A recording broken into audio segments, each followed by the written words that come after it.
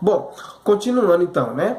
Com o fim da Guerra do Paraguai, aliás, com a Guerra do Paraguai, os militares acabaram ganhando força. Os militares brasileiros que tinham participado da Guerra do Paraguai ganharam força, né? E passaram a pressionar Dom Pedro II por maior participação política, por maior participação econômica, né?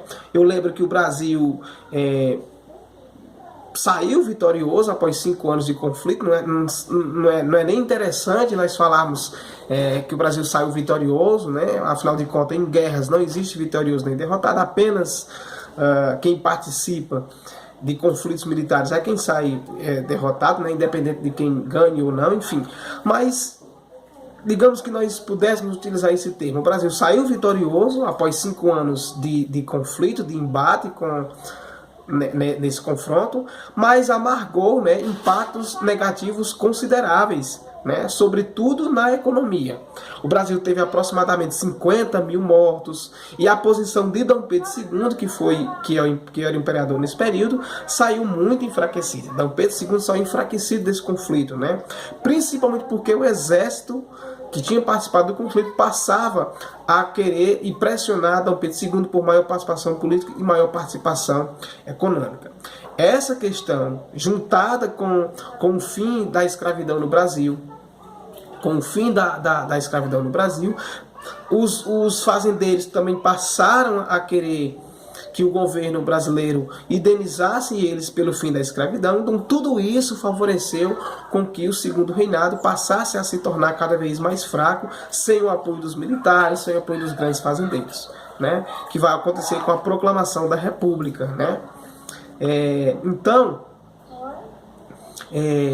O enfraquecimento da monarquia, ela acaba se consolidando, ou seja, o enfraquecimento da monarquia se dá em grandes proporções, né?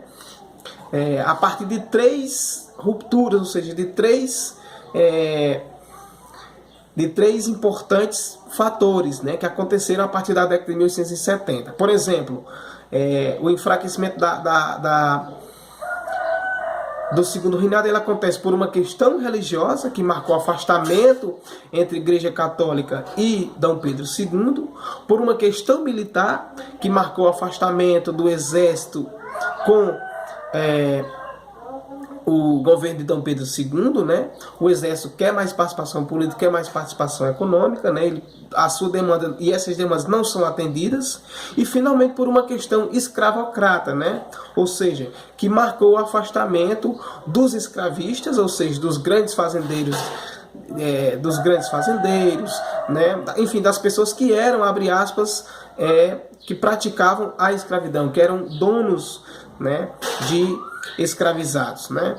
Enfim, então por essas 3 questões a monarquia brasileira, o segundo reinado, enfraquece de forma muito forte. Questão religiosa, afastamento da igreja de Dom Pedro II. Questão militar, afastamento dos militares do governo de Dom Pedro II, que quer maior participação política, maior participação econômica. E, finalmente, a questão escravocrata, né, que marca o afastamento dos grandes fazendeiros, dos donos de engenhos, com o Estado brasileiro, com Dom Pedro II.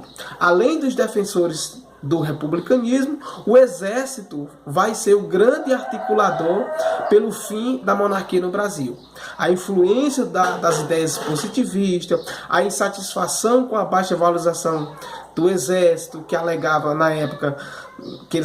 na época, né, foram os grandes motivos que levaram a uma conspiração contra a monarquia e, portanto, com a instauração da República. Tanto que em 11 de novembro de 1889, Marechal Deodoro da Fonseca foi convencido por um grupo, né, liderado por Quintino Bocaiúva, para que liderasse o golpe contra o gabinete ministerial. E esse golpe foi liderado pelo próprio Marechal Deodoro da Fonseca, que em 15 de novembro de 1889 surge com a proclamação da República. Perfeito? É isso aí. Abraço virtual a todos e a todas.